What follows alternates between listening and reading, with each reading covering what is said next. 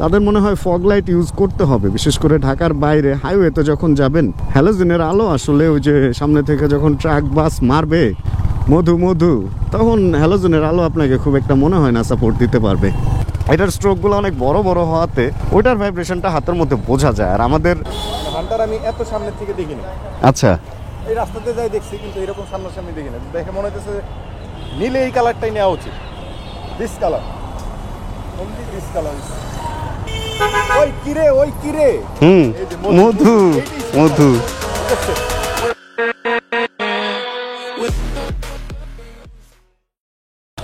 ভাই এটা কি মোটরসাইকেল জানেন?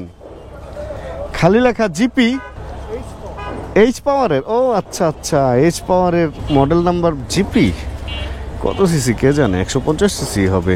ভেতরে হিটসিং টিটসিং অনেক কিছু দেখা যাইতেছে। চলেন আমরা আমাদের R15M এটা নিয়ে আজকে বের হয়ে যাই। উঠছি আজকে বাইকে কিন্তু অনেকক্ষণ আগে, এমন না যে মাত্রই রাইড শুরু করতেছি বা কিছু। সঞ্চয় ভাই উঠবে পেছনে, সঞ্চয় ভাই বাইকে এটা। আমরা হলো উত্তরা থেকে বেরিয়েছি আরো ধরেন 1-1.5 ঘন্টা আগে, আর আমি বাইকের পেছনে বসা ছিলাম। চলেন ভাই। হ্যাঁ হ্যাঁ হ্যাঁ, উঠতে জীবন ধ্বংসই হয়ে যায়।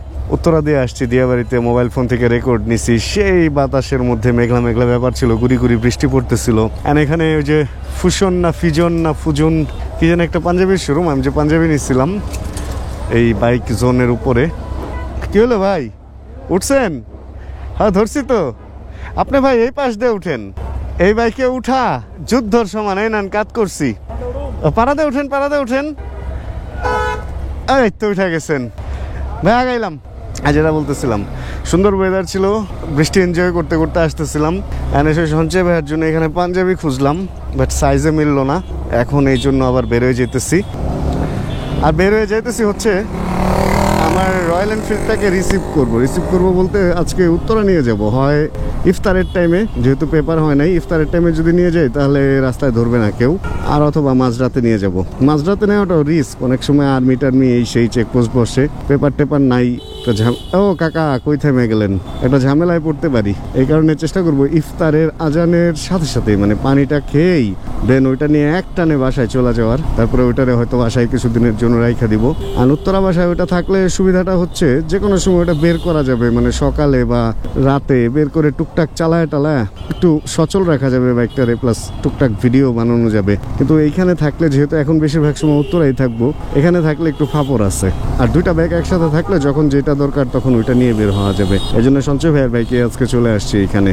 আর সময় হচ্ছে এখন কয়টা বাজে আসলে, 4:01 এই মোটরসাইকেলের ঘড়িতে দেখাইতেছে। আর মোটামুটি জ্যাম শুরু হয়ে গেছে। এই জ্যামটা একদম ইফতারের আগ পর্যন্ত চলতে থাকবে, তারপরে গিয়ে হয়তো একটু কমতে পারে। চলেন যাই দেখি, টুকুর টুকুর করতে করতে যতটুকু যাওয়া যায়। চাক্কার ভিতরে কস্টেপ মারতেছে কেন এই লোকটা? মানে চাক্কা মনে ঘট ঘট ঘট ঘট করে, এই জন্য কস্টেপ মেরে দিতেছে ভিতরে, যাতে ঘট ঘটটা না করে। সর্বনাশ, এটা কতটুকু সেফ কে জানে এই ব্যাপারটা। এই ড্রাম ব্রেকের চাক্কা, এটা ডিস্ক ব্রেকের না। আর গাড়িটারে কত উঁচু করছে চিন্তাটা করেন, পাছা কত উঁচু হয়ে গেছে। আরে সেই ব্যাপার স্যাপার। আর এই মোটরসাইকেলে 4টা চাক্কা, পেছনেই 3 চাক্কা। ভাই তাহলে আসি আমি আশপাশেই। চলেন আমরা 12টা পর্যন্ত। অবশেষে আমরা আবার চলে আসছি হচ্ছে হান্টারে। এখন এখানে উঠা আছে 21:58। আর ওঠার পরে এই বাইকটা এরকম মুভ করতে যায়, আমার মনে হচ্ছে যে পেছনে কোনো বাইকের সাথে লাইগা আছে। আসলে ভারী তো, এই জন্য এরকমটা ফিল হয়। আরেকটা ব্যাপার যেটা বলবো সেটা হলো, সঞ্চয় ভাই অলরেডি আমাকে নামায় দিয়ে চলে গেছেন। আমার হান্টারটা এখানেই ছিল। মূলত আমি এটা নেওয়ার জন্য এদিকে আসছি আজকে। এবার চলেন এটা নিয়ে আমরা বের হই। অ্যান্ড শুভ হয়ে আছে সামনে, ওনার সাথে একটু দেখা করব। তারপরে হচ্ছে একটু মিরপুর বাসায় যাব। তারপরে গিয়ে, যেহেতু এটার পেপার নাই, তারপরে গিয়ে হচ্ছে এটারে নিয়ে রওনা হব কয়টার দিকে, ইফতারের আগে আগেই রওনা হব। ওইটাই মনে হয় বেশি ভালো হবে। পাওয়ারের ওই ধাক্কাটা আছে, মানে যে ফার্স্ট গিয়ারে দিয়ে টান দিয়ে দেন সেকেন্ড গিয়ারে দিয়ে ছেড়ে দিলে আসলে এটা আরপিএম একটু স্লো নামে। তো বড় বড় আরপিএম এর ধাক্কাগুলা দেখা যায় আরপিএমটা হাই থাকে, অ্যান্ড পরের গিয়ারে দিলে একটা ধাক্কা মেরা সামনের চাকা উঁচা হয়ে যেতে চায়, এরকম একটা ব্যাপার আছে। না ওইরকম আহামরি ভাইব্রেশন নাই, যেরকমটা অনেকে বলে যে ভাইব্রেশনে নাকি বইসা থাকা যায় না বা কিছু।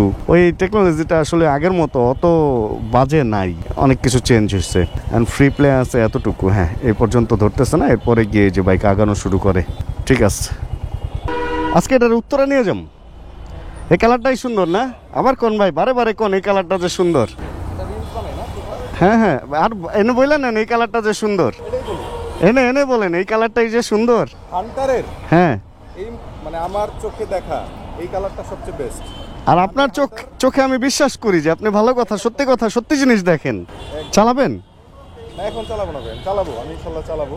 আচ্ছা, আমার খুব পছন্দ হয়েছে ভাই। হান্টার আমি এত সামনের থেকে দেখিনি।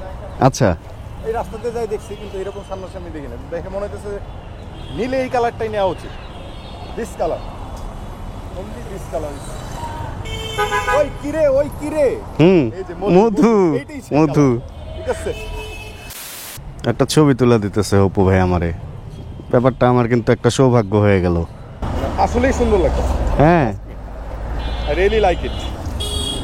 এই জীবনের প্রথম হ্যাঁ, কারো বাইক দেখে চালাইতে ইচ্ছা করতেছে। তো চালান। এখন চালাবো না, চালাবো ইনশাল্লাহ। আচ্ছা আচ্ছা ভাই, আল্লাহ হাফিজ। বিসমিল্লাহির রহমানির রহিম।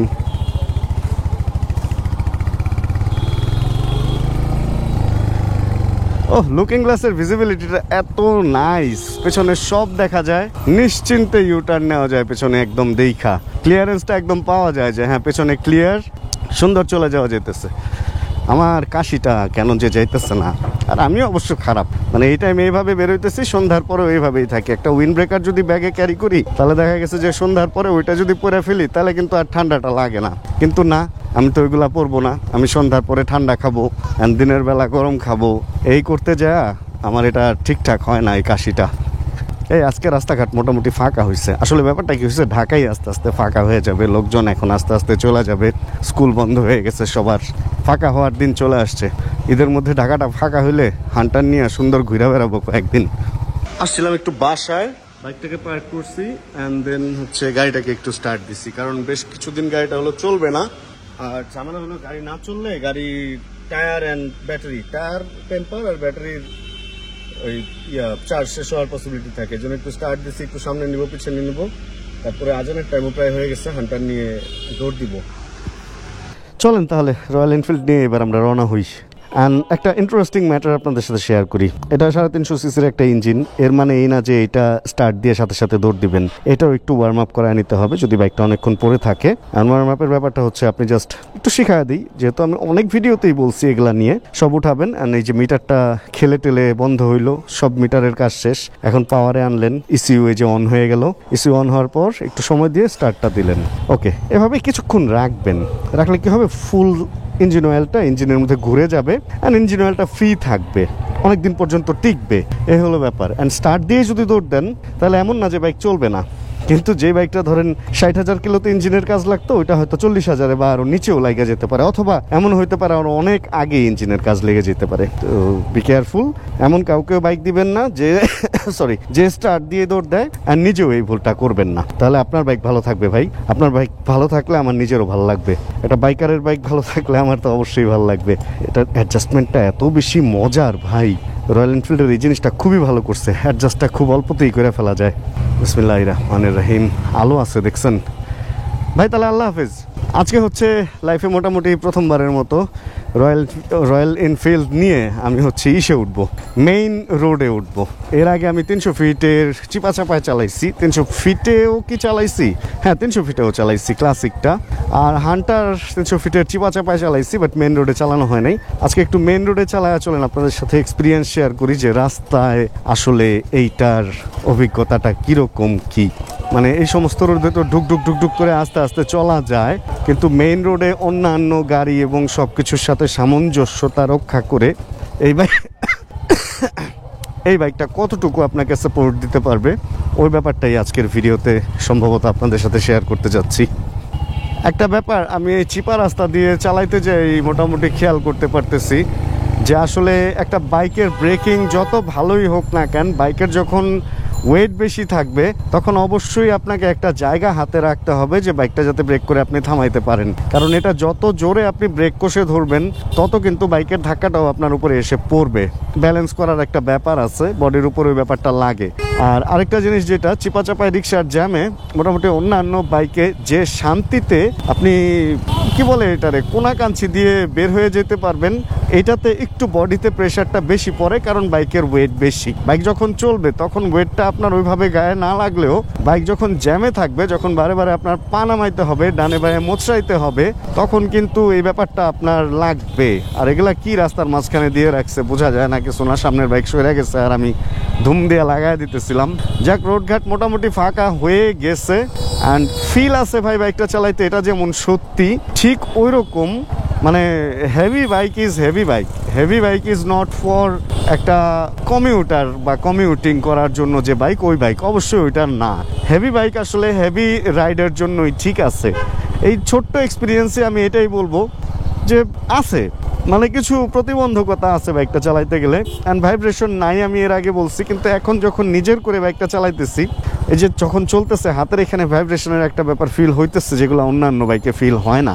এটার স্ট্রোকগুলো সরি এটার স্ট্রোকগুলো অনেক বড় বড় হওয়াতে ওইটার ভাইব্রেশনটা হাতের মধ্যে বোঝা যায়। আর আমাদের অন্যান্য যে বাইকগুলো আছে বাংলাদেশের মার্কেটে, ওগুলা ছোট ছোট স্ট্রোক তো ফাস্ট খেলে অনেক, বিশেষ করে হোন্ডা, ইয়ামাহা, সুজুকির যে বাইকগুলো আমরা চালাই, আমি আর মডেলের নাম বললাম না, ওগুলাতে কি হয় খুব ফাস্ট ওগুলা চলে অ্যান্ড অনেকটা টুইন সিলিন্ডার বা 4 সিলিন্ডারের মতো আওয়াজটাও যেমন হয়ে ওঠে, ঠিক ওইরকম ভাইব্রেশনটাও না খুব ক্ষুদ্রভাবে একটা আরেকটারে ব্যালেন্স করে ধরে ফেলে।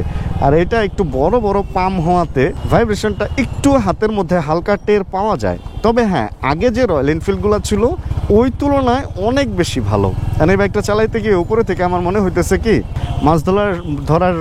মাছ ধরার ট্রলারের যে সাউন্ডটা, মানে এই যে টান দিলে একটু ফাঁকা থাকলে অথবা এটা ছেড়ে দিলে ট্রলারের মতো একটা ডিক ডিক ডিক ডিক ডিক ডিক আওয়াজ আছে ভাই, এই ফিলটা আসলে এটা ভাল লাগতেছে আমার। এখন এটা কতক্ষণ ভাল লাগবে এটা হলো দেখার বিষয়। যখন ফার্স্ট চালাবো মেইন রোডে তখন আওয়াজটা বোঝা যাবে যে আসলে কতটুকু কি।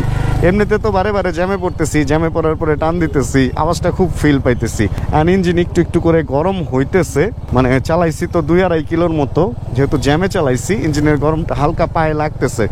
অনেকে বলে যে ইঞ্জিনের গরম পায়ে লাগে এই সেই হাবি জাবি, হ্যাঁ সাইলেন্সার পায়ে লাগলে আপনার পা পুরার সম্ভাবনা থাকবে ওই সামনে লাগলে। অ্যান্ড ইঞ্জিনের গরমটা পায়ে লাগার পিছনে কারণ কি, এটার মধ্যে কোনো কিট বা কোনো কিছু নাই, পুরা ইঞ্জিনটা অনেক বড় ইঞ্জিন খোলা আপনার পায়ের কাছে, ইঞ্জিনের গরম তো পায়েই লাগবে তাই না। কিট থাকলে না হয় কিট আপনার পাটাকে বাঁচাইতো, বা চলার সময় কিটটা কেন দেয় জানেন? এক হচ্ছে সৌন্দর্য, 2 হচ্ছে আপনার পায়ে হিট লাগতে দিতেছে না, 3 হচ্ছে কিটের ডিজাইনটা এমনভাবে করা হয় যাতে ওইখান থেকে বাতাস কেটে চলার সময় ভেতরে ইঞ্জিনে বাতাসটা সুন্দরভাবে ঘষা খেয়ে যায় অ্যান্ড সুন্দরভাবে ইঞ্জিনটা ঠান্ডা হয়ে যায়। অ্যান্ড এটার মধ্যে ডিরেক্ট বাতাস ঢুকতেছে, এটা যেমন সত্যি, ঠিক ওরকম যে পায়ে আবার গরমটা বের হয়ে লাগতেছে এটাও সত্যি। অ্যান্ড এখন তো আমার একটু একটু করে ভয় লাগতেছে, কারণ হচ্ছে মেইন রোডে সার্জেন্ট ট্রাফিক যদি থাকে অ্যান্ড যদি আমাকে এইভাবে কাগজ ছাড়া বাইক পায়, তাহলে আজকে ঈদের আগে মানে একটা কঠোর ধরা খাবো, কঠোর। অ্যান্ড এর ওঠার পরে না আমার একটু আনইজি লাগতেছে। কেন আনইজি লাগতেছে? মানে এরকম একটা পাওয়ারফুল বাইক 350 সিসি বাইক নিয়ে আমি কেন আনইজি ফিল হইতেছে? আসলে কি এই বাইকটা 2 নাম্বার গিয়ারে 3 নাম্বার গিয়ারে আস্তে আস্তে চালানোর মধ্যে আমার কাছে মজা লাগছে। অ্যান্ড এই ধরনের রোডে একটু ফাস্ট চালাইতে আসলে কিরকম যেন আসলে সত্যি কথা আনইজি লাগতেছে। এখন এর আগের দিন আমি যে হান্টার চালাইছিলাম ওই দিন কিন্তু ধুমায় পাগলের মতো টানছিলাম ভাই, ওটা আবার ভালো লাগছিল।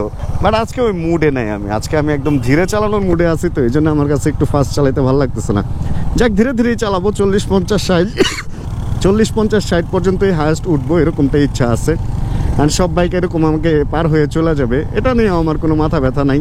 আজকে আবহাওয়াটা অনেক বেশি ঠান্ডা, ইঞ্জিন খুব একটা গরম হবে না, এই ব্যাপারটাও ভালো লাগতেছে। আর হেডলাইটের আলো কই আসলে খুব একটা তো দেখতেছি না। এটা আসলে আমার মনে হয় যে যারা রেগুলার বাইকটা চালাবেন তাদের মনে হয় ফগ লাইট ইউজ করতে হবে, বিশেষ করে ঢাকার বাইরে হাইওয়েতে যখন যাবেন। হ্যালোজেনের আলো আসলে ওই যে সামনে থেকে যখন ট্রাক বাস মারবে মধু তখন হ্যালোজেনের আলো আপনাকে খুব একটা মনে হয় না সাপোর্ট দিতে পারবে।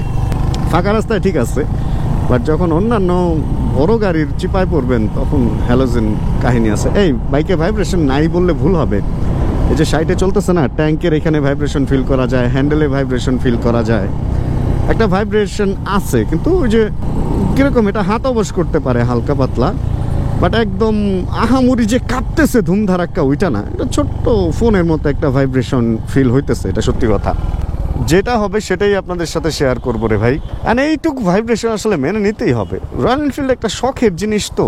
এখন ধরেন আপনি একটা ধরেন আপনি একটা পিস্তল বা রিভলভার কিনছেন, ওটা দিয়ে আপনি গুলি করবেন, অ্যান্ড গুলি করলে তো একটু ভাইব্রেশন শরীরে ফিল হবেই, ঝাঁকিটা লাগবেই, তাই না? ওইটুক যদি আপনি না চান ভাই, তাহলে আপনি গানম্যান রাখেন, অন্য কেউ আপনার জন্য গুলি করবে।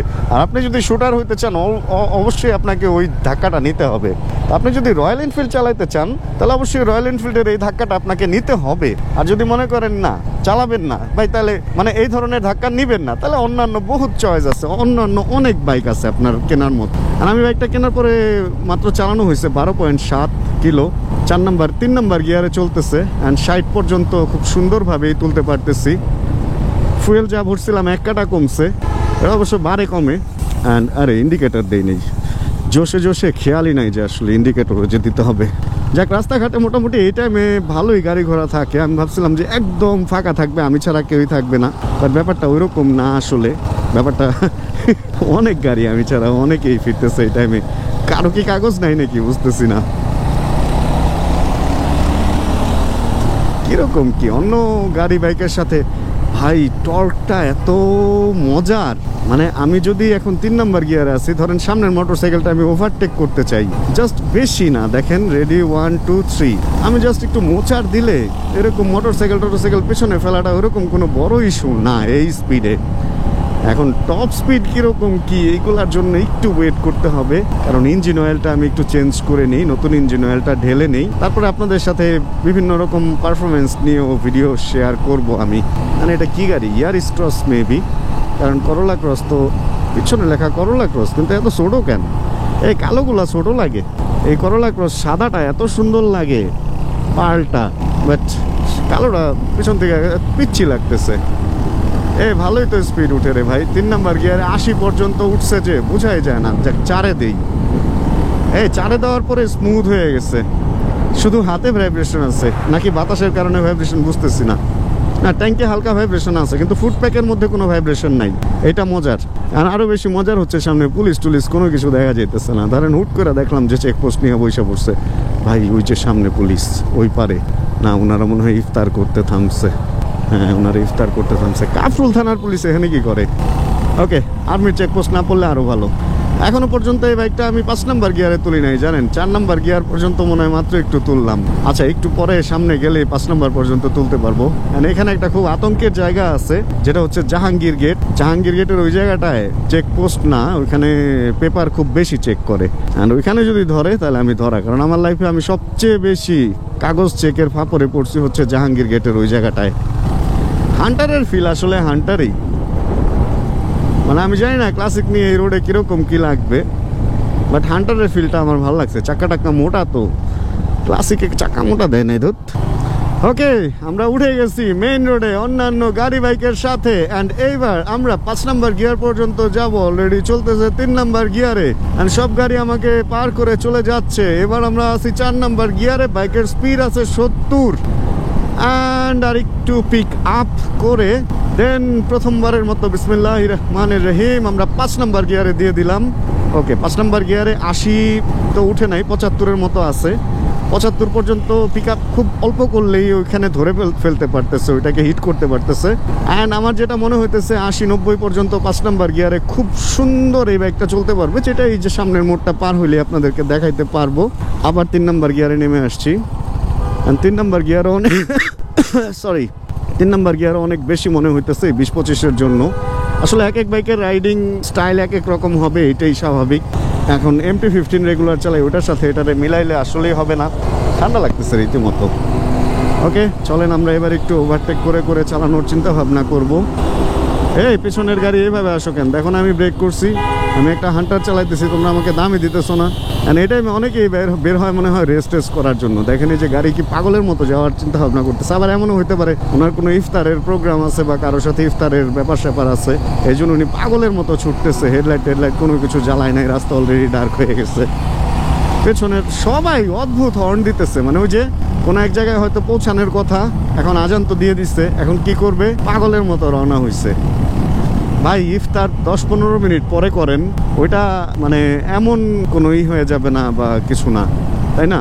কিন্তু পানি খেয়ে ফেলেন, গাড়িতে বসে, গাড়িতে তো পানি থাকে সবারই, বা আগে থেকে কিনে রাখেন, কিন্তু ওই যে ফর্মালিটি রক্ষা, মানুষের মন রক্ষা করার জন্য যদি আরেকজনের ক্ষতি করে ফেলেন বা নিজেই অ্যাক্সিডেন্ট করে ফেলেন, একটা কথা আছে না যে একটু দেরি করে ফেরা ভালো কখনো না ফেরার চেয়ে। আসলে একটু দেরি করে ফিরেন না কখনো না ফেরার চেয়ে। ওই যে পাগলের মতো ছুটতেছে এক একজন ভাই, আমার দেখে আফসোসই লাগতেছে। আচ্ছা 80 পার হয়ে গেছে, 5 নাম্বার গিয়ারে দিয়ে দিচ্ছি।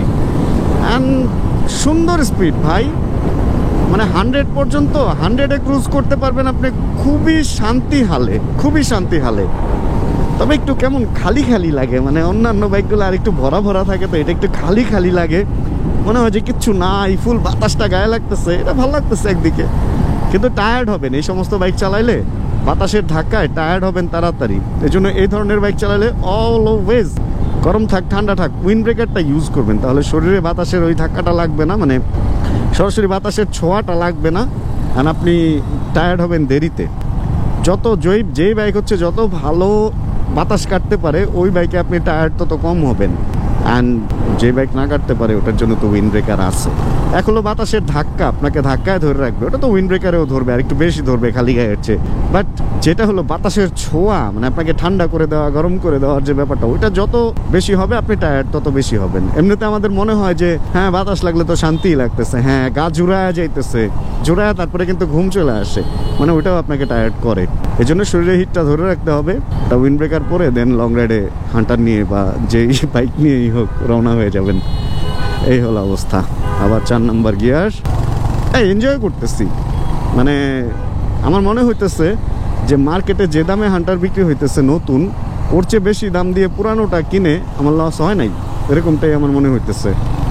রাস্তার লাইটগুলো আলো দেয়ই নাই বলতে গেলে, একদম বাতাস আসলে একটু কাঁপাকাপি করে তো বাইকটা, নিচ দিয়ে যখন বাতাস ঢুকে একটু কাঁপাকাপি করে। আর এই যে চালাইতেছি না, ইঞ্জিনের গরম টরম কোনো কিছুই বুঝতেছি না, যেহেতু জ্যাম নাই। প্রথমবারের মতো চালাইতেছি তো, ভাঙ্গা টাঙ্গাগুলা যে রাস্তার যেই ইগুলা টেক্সচারগুলা একটু নষ্ট, ওগুলাতে গিয়ে আমার একটু ভয় লাগতেছে, মানে বাইকের দুলুনিটা আমি ঠিক বুঝতেছি না। এই যেমন এই দাগগুলাতে চাক্কা পড়লে যে একটু দুলুনি দিতেছে, এই ব্যালেন্সটা এখনো বুঝতেছি না। অন্যান্য বাইকে তো অভ্যাস হয়ে গেছে, বাট এটার চাকার সাইজের সাথে ওভারঅল সব কিছু মিলা দুলুনিটা আমার একটু রিস্কি লাগতেছে। আর এই সিজনটা আসলে এবার একটু অদ্ভুত, মানে একটু কুয়াশা পড়ছে, রাস্তা একটু ভেজা এই জন্য বাইক চালানোটা আমার কাছে একটু রিস্ক লাগতেছে, আজকে একটু বেশি লাগতেছে। আচ্ছা বাইকটা ভারী, যেমন চালানোর সময় বোঝা যায় না, ঠিক ওই রকম বাইকটাকে যদি হঠাৎ করে ডানে বা বায়ে ঘুরাইতে হয়, যেহেতু ভারী আপনাকে একটু জায়গা নিয়ে ঘুরাইতে হবে। এই জন্য কারো টেল গেটিং করবেন না, মানে ওই যে লেজের সাথে লেজ লাগায় রাখবেন না, কারণ সে হঠাৎ ব্রেক করলে বা সে যদি ডানে বায়ে একটু বাউলি টালি দেয়, তাহলে ওইখান থেকে এরকম ভারী বাইক নিয়ে বাউলি দেওয়াটা আপনার জন্য হয়তো বা একটু কষ্টের হইতে পারে। এটা আজকে আমার ফিল হইতেছে নাড়াচাড়া করতে গিয়ে। এখন আস্তে আস্তে চালাইতে হয়তো কিছুটা অভ্যাস হবে। আর একটা বাইক দীর্ঘদিন চালাইলে কিছু ব্যাপার একদম শরীরের সাথে এরকম হয়ে যায়, যেমন আপনার চোখের সামনে যদি কেউ এইভাবে আঙ্গুল দেয়, আপনার চোখ যেমন অটো বন্ধ হয়ে যাবে, ঠিক ওরকম একটা বাইক চালাইতে আপনিই বুঝবেন যে এই বাইকটা নিয়ে কতটুকু অন্য বাইকের টেলগেটিং করা, মানে একদম লেজে লাইগা যাওয়া কতটুকু আপনার জন্য উচিত হবে, অতটুকুই আসলে যাবেন, একদম লাইগা যাবেন না, এটাই স্বাভাবিক। এনজয় করতেছি সত্যি, মানে হান্টারের সাথে রাইড আসলে এনজয় করতেছি। আর আজকে আল্লাহ, মানে মাশাল্লাহ কি সুন্দর ওয়েদার, কুয়াশা একটা ব্যাপার, সব মিলে আমার মনে হইতেছে আমি মনে হয় আজকের গল্পের হিরো। মানে কুয়াশার মধ্যে হান্টার চালায় ছুটতেছি, একটা রয়্যাল এনফিল্ড ডিগ সেই একটা ব্যাপার লাগতেছে ভাই, সেই একদম নিজেকে হিরো একটা ফিল লাগতেছে। আর আমি আর এখন থামবো না, একবারে বাসায় যাব, কারণ তো যে বললামই এটা বাইকটা যতক্ষণ রাস্তায় রাখবো ততক্ষণই রিস্ক, যত তাড়াতাড়ি এটারে বাসায় নিয়ে ঢুকায় ফেলতে পারবো ততটুকু শান্তি, মানে মেন রোড থেকে বের হয়ে যেতে পারলে আসলে শান্তি। যত টর্কি থাক আসলে অন্যান্য হালকা যে বাইকগুলো, ওইগুলাতে যে মোচার দিলেই দৌড় দেয়, এটাই মোচার দিতে একটু মানে নিজের কাছে নিজের আলসি লাগতেছে আমার। এমন না যে মোচার দিলে দৌড় দিবে না, মানে আমার মোচার দিতে আলসি লাগতেছে, কেমন যেন ভারী লাগতেছে, মনে হইতেছে ভারী একটা বাইক, ধর মোচানোর কি দরকার, যা আছে থাক। তবে মানে সাথে ক্রুজ করতেই ভালো লাগে, ওভারটেকিং বা এগুলা করতে ইচ্ছা হইতেছে না। এক বাইকের একটা স্বভাব আছে না, এই বাইকের স্বভাবটা আসলে এরকমই, একটা স্পিড নিয়ে ক্রুজ করাটাই আসলে এই বাইকের স্বভাব। ওই ফাস্ট যাওয়া ছাপড়ির মতো আমার মনে হয় না কোনো ছাপড়িরা এই বাইকটারে পছন্দ করবে ছাপড়ামি করার জন্য। আসলে চলেন একটু ছাপড়িগিরি করি, দেখি কয় নাম্বার গিয়ার আছে, 4 নাম্বারে। একটু ফাঁক ফোকর দিয়ে যাওয়ার ট্রাই করি, সমস্যা কি? হ্যাঁ, চাইলে পারা যায়, যায় না তা না। আর ঝাঁকিগুলা হ্যাভি লাগে ভাই, ঝাঁকিটা ওর মধ্যে ও রাখে তো, একটু দাঁড়ায় গেলে বডিতে লাগেই না। আর 4 নাম্বার গিয়ারে আছে আমি, এই জন্য হাতে একটু ভাইব্রেশন ফিল হইতেছে, কারণ আরপিএম হাই হয়ে গেছে আর এই বাইকটাতে আরপিএম মিটার নাই। চাইলে লাগানো যায়, এই যে 5 নম্বরে যাওয়া মাত্র আবার ভাইব্রেশন কমে গেছে। তবে আজকে প্রচুর বাতাস এবং ভারী বাতাস, কুয়াশাওয়ালা বাতাস, তো এটা একটু ঝামেলা করতেছে বাইকে, মানে বাইকটারে একটু দুলানোর চেষ্টা করতেছে। এত ভারী বাইক তারপরেও দুলতেছে, চিন্তা করেন অবস্থা। না, সুন্দর একটা এক্সপিরিয়েন্স, সুন্দর একটা রাইড শেয়ার করতে পারলাম আপনাদের সাথে, নিজেরই আমার ভালো লাগতেছে। অ্যান্ড ইফতার শেষ হইতে না হইতেই এখানে জ্যাম লাগা শুরু হয়ে গেছে। যাক, ভিডিও থেকে মনে হয় বিদায় নিয়ে নেওয়াই ভালো হবে। সামনে একটু গাড়ি ঘোড়ার জটলা আছে, পুলিশের কাছ থেকে লুকায় লুকায় কোনো রকম বাইচে আমাদের যাইতে হবে। আর এখানে ফুয়েল পাম্পে কেউ নাই। আমার ফুয়েল মোটামুটি হাফ ট্যাঙ্ক আছে, অযথা ফুয়েল ঢুকায় রেখে লাভ নাই। চলেন এই ফুয়েল নিয়ে বাসার দিকে রওনা হই। যাক, তাহলে আজকের এই ভিডিও থেকে এখানে বিদায় নেই। হোপ রাখতেছি ভিডিওটা আপনাদের ভালো লাগছে। অ্যান্ড হান্টারের ভিডিও কেমন লাগতেছে এটা অবশ্যই জানাবেন। আর যদি হান্টারের ভিডিও ভালো লাগে তাহলে প্লিজ একটা লাইক দিয়ে দিন। চ্যানেলে যদি নতুন হন প্লিজ সাবস্ক্রাইব করে আমাদের ফ্যামিলি মেম্বার হয়ে যান। আর অবশ্যই জানাবেন কে কোন জায়গা থেকে ভিডিও দেখছেন, এবং অবশ্যই জানাবেন কারা কারা রয়্যাল এনফিল্ড চালান বা কারা এই হান্টারটা চালান, ক্লাসিক বা মিটিওর যারা চালান তারাও জানাবেন, বুলেট যারা চালান অবশ্যই তারাও জানাবেন। রয়্যাল এনফিল্ড যেহেতু আমি চালাই, আপনাদের একটা মানে আপনাদের গোষ্ঠীর আমিও একজন অংশ হয়ে দাঁড়াইছি। যাই হোক, আজকের ভিডিও তাহলে এখানে শেষ করি। অ্যান্ড যতক্ষণ আবার পরবর্তী ভিডিও নিয়ে আবার আমি না আসতেছি, ততক্ষণ ইনশাআল্লাহ আমরা থাকবো ভালো, আমরা থাকবো সুস্থ এবং করতে থাকবো চিল, ইনশাআল্লাহ। Chill, bro. Check the mic and make sure it sound right, boys.